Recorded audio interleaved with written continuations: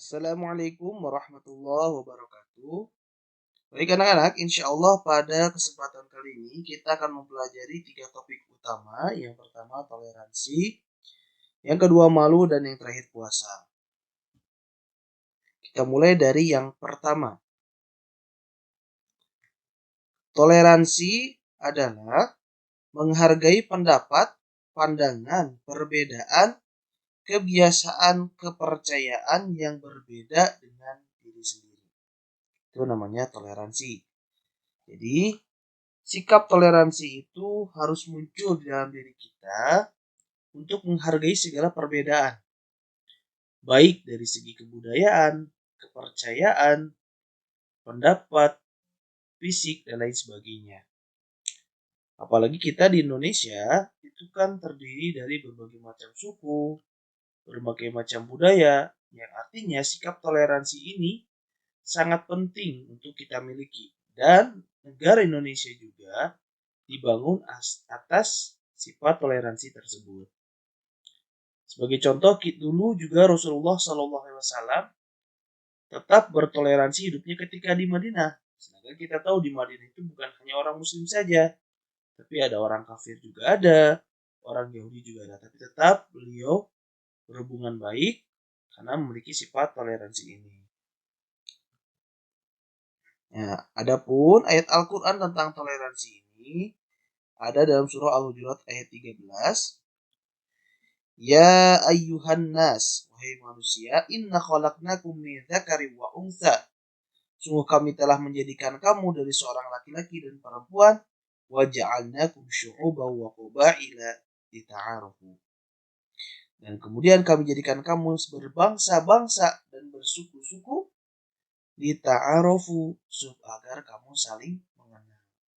Nah, jadi memang Allah pun dalam Al-Quran menjelaskan bahwa semuanya tidak ada yang sama, gitu kan? Maka jelas tidak boleh saling menghina. Tapi yang muncul apa? Sikap toleransi, sikap saling menghargai. Gitu. Inna akramakum innallaha atqakum. Nah, sesungguhnya yang paling mulia di antara kita semua adalah orang yang paling bertakwa. Artinya tidak boleh kita merasa paling baik, merasa paling ganteng, misalkan yang mohon maaf yang lahirnya mukanya mungkin katakanlah di bawah rata-rata, mukanya dihina, nggak boleh. Karena sesungguhnya bagaimanapun fisik kita, bagaimanapun kita, tetap yang paling baik adalah yang bertakwa kepada Allah. Nah, Rasulullah SAW bersabda mengenai hal ini. Demi Allah yang jiwaku berada di dalam kekuasaannya, tidaklah beriman seorang hamba sehingga dia mencintai tetangganya atau saudaranya sebagaimana dia mencintai dirinya sendiri. Hadis riwayat Muslim. Nah, dari ayat Al-Quran dan hadis yang sebelumnya dibahas, kita bisa menyimpulkan 3. Yang pertama, kita harus saling menghargai segala perbedaan yang terjadi. Saling menyayangi antara saudara seiman dan sebangsa. Dan terakhir, yang paling baik di antara kita adalah orang yang bertakwa. Nah, toleransi ini tekankan khususnya ketika kita misalkan nanti suatu saat hidup di lingkungan yang istilahnya heterogen, termasuk kepercayaan yang mungkin hari ini banyak di antara kita masih tetangganya masih muslim, sebagian juga masih muslim, hampir seluruh tempat tinggalnya itu memang muslim semua. Tapi suatu saat kita mungkin akan di sebuah keadaan di mana kita akan hidup campur-campur.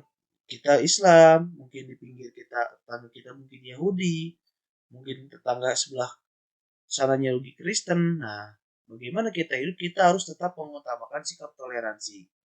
Ya, ingat toleransi itu beda dengan artinya ikut. Contoh, toleransi kita menghargai perbedaan, tapi kita tidak pernah mengakui bahwa itu benar.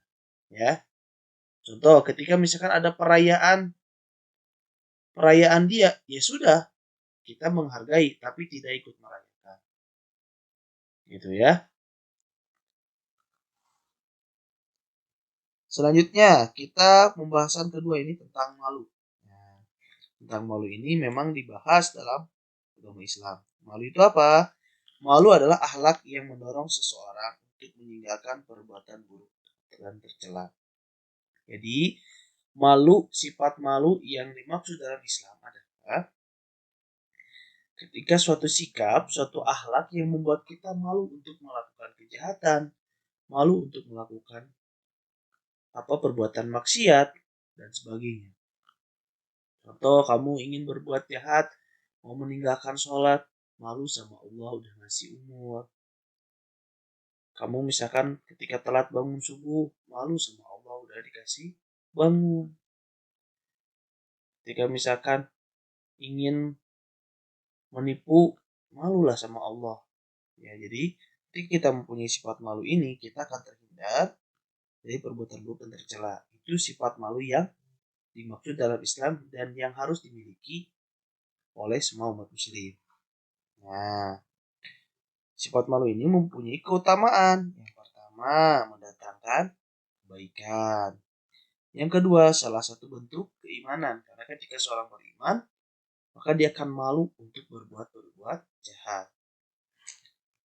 Nah, sifat malu ini dicintai oleh Allah Subhanahu wa Ta'ala. Dan terakhir, sifat malu merupakan akhlak Islam atau akhlak umat muslim. Selanjutnya, ada malu yang tercela. Maksudnya malu yang tercela itu seperti apa? Ada sifat malu yang memang ini harus dibuang. Jadi sifat malu itu yang harus dimiliki adalah malu ketika kita ingin berbuat dosa. Malu ketika kita ingin berbuat jahat. Nah, itu yang harus kita miliki. Tapi ada sifat malu yang harus kita buang. Apa? Ya, ini sifat malu yang menghalangi untuk memperoleh kebaikan atau pahala yang besar. Contohnya, malu menuntut ilmu agama, malu membaca Al-Quran, malu berbuat baik, malu belajar berdakwah, malu menutup aurat dan berpakaian syar'i. Hari gini kan banyak orang, kenapa kamu gak pakai kerudung? Malu teman yang lain juga buka kerudung. Nah, itu gak boleh. Justru harusnya kebalikannya. Kenapa kamu menutup aurat? Karena saya malu untuk membuka aurat. Malu sama Allah, bukan sebaliknya. Malu mencari nafkah yang halal dan lain-lain. Jadi ketika sifat malu ini ada menghalangi untuk memperoleh kebaikan, maka itu sifat malu yang tercela. Ya, sifat malu yang tidak boleh dimiliki. Sifat malu yang harus dimiliki adalah malu yang mengantarkan kita ke dalam kebaikan, malu yang menghindarkan kita dari berbuat kejahatan. Mau berbuat jahat, malu sama Allah. Nah, itu malu yang baik, bukan malah sebaliknya. Menurut agama, ayo cari ilmu, ayo ngaji. Malu bacaan aku belum baik. Gak usah malu, baca aja Al-Quran. Dibarengi dengan belajar. Gitu ya. Oke, selanjutnya kita akan membahas tentang puasa. Nah, puasa secara bahasa artinya adalah menahan diri. Setelah syariat atau istilah, puasa adalah menahan diri dari hal-hal yang membatalkan puasa. Dari terbitnya fajar sampai terbenamnya matahari. Nah, ini hal-hal penting ya tentang seputar puasa. Yang pertama, syarat sahnya. Tahap yang pertama, Islam. Kedua, mumayyiz. Yang ketiga, tidak haid nifas dan waktu yang diperbolehkan. Nah, rukunnya, yang pertama jangan lupa niat dulu. Kemudian menahan diri dari hal-hal yang membatalkan puasa. Makanya kan ketika beres sholat tarawih dari pertama, itu setiap beres sholat tarawih, itu kita suka bareng-bareng dipimpin sama imamnya untuk niat. Kenapa? Karena ditakutkan lupa ketika habis sahur. Itu.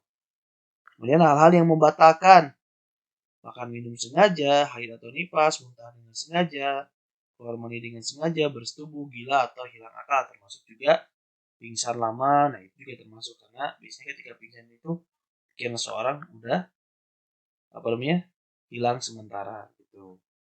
Dan terakhir sunnahnya. Nah, ini hal-hal sunnah yang bisa kita lakukan ketika puasa.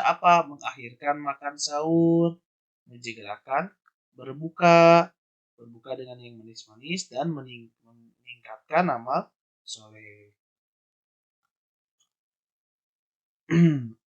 Macam-macam puasa. Puasa ada 3 macam. Puasa wajib, puasa sunnah, puasa yang haram dilakukan. Puasa wajib yang pertama puasa Ramadan di bulan suci Ramadan selama 1 bulan. Kemudian puasa qadha, artinya mengganti puasa yang tidak dilakukan, diganti di hari yang lain. Contoh ketika bulan Ramadan kemarin misalkan sakit atau lagi haid atau nifas. Nah, itu digantilah menjadi puasa qadha. Dan wajib dilakukan, wajib dipenuhi sebelum Ramadan berikutnya kita temui. Kemudian puasa nazar. Nah, ini puasa nazar itu puasa berjanji. Misalkan saya kalau nilai TO-nya 100 mau puasa 1 hari. Nah, itu wajib puasa itu dilakukan. Kenapa? Jika kamu TO-nya 100. Itu puasa nazar. Puasa kifarat. Nah, ini puasa kifarat adalah puasa pengganti. Contoh, misalkan kamu melanggar wajib haji. Nah, ketika melanggar wajib haji itu kan ada aturannya, membayar dam ini dengan apa? Dengan puasa. Nah, itu puasa kifarat. Nah, kemudian puasa sunnah ada puasa Arafah, yakni pada tanggal 8 sampai 9 atau 9 Zulhijjah sebelum Idul Adha. Kemudian juga puasa Asyura pada 10 Muharram. Puasa Ayyamul Bid setiap bulan di tanggal 13, 14, 15. Kemudian puasa Senin dan Kamis. Puasa Nabi Daud, yakni 1 hari puasa, 1 hari enggak, 1 hari puasa, 1 hari enggak. Dan terakhir 6 hari di bulan Syawal setelah Idul Fitri. Nah, jadi setelah Idul Fitri tanggal 1 Syawal, di hari keduanya sampai beres bulan Syawal itu disunahkan puasa selama 6 hari. Berturut-turut boleh, enggak berturut-turut juga boleh. Kemudian ada yang puasa haram. Yang diharamkan puasa itu apa? Pertama, 2 hari raya ketika Idul Adha, Idul Fitri itu haram hukumnya untuk berpuasa.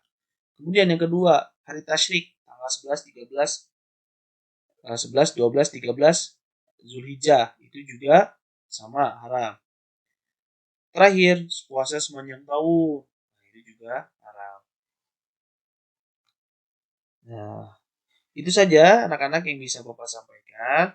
Kurang lebihnya mohon maaf. Apabila ada penjelasan Bapak yang kurang jelas, boleh nanti ditanyakan di Zoom meeting ya. Ketika sesi tanya jawab. Itu saja. Kurang lebihnya mohon maaf. Assalamualaikum warahmatullahi wabarakatuh.